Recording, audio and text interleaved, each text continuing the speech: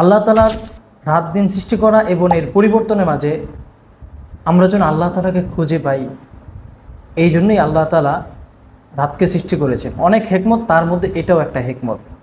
হযরত ইব্রাহিম আলাইহিসসালাতু ওয়াসসালাম আল্লাহ তাআলার একত্ব ও মহত্ব উপলব্ধি করতে পেরেছেন রাত দিনের পরিবর্তন দেখে।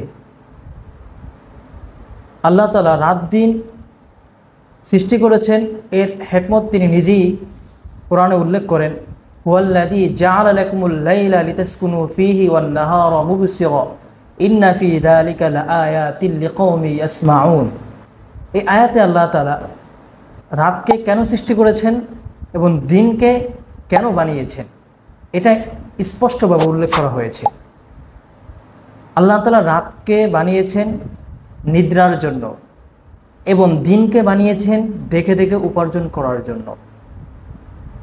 আল্লাহ তাআলা এই আয়াতে রাত দিন সৃষ্টির হিকমত ও রহস্য বর্ণনা করেছেন এবং বলা হয়েছে বিশ্রামের উত্তম সময় হলো রাত, আর দিন হলো জীবিকা অর্জন এবং অন্যান্য প্রয়োজনীয় কাজকর্ম সম্পাদনের জন্য। আল্লাহ তাআলা রাতকে ঘুমের উপযুক্তই বানিয়েছেন এবং দিনকে উপার্জনের উপযুক্তই বানিয়েছেন। এই জন্য বললাম যে রাত্র হলো অন্ধকারাচ্ছন্ন।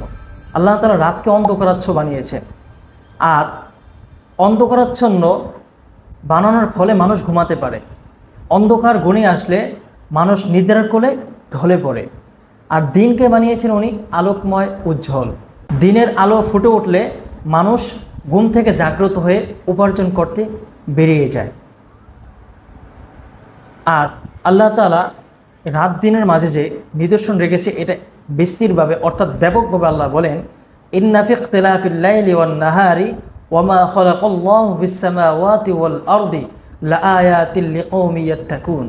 আল্লাহ তাআলা বলেন রাত দিনের পরিবর্তনের মাঝে রয়েছে অনেক নিদর্শন, যারা মুত্তাকি তাদের জন্য। আমরা যদি চিন্তা করি অবশ্যই অনেক নিদর্শন খুঁজে পাব।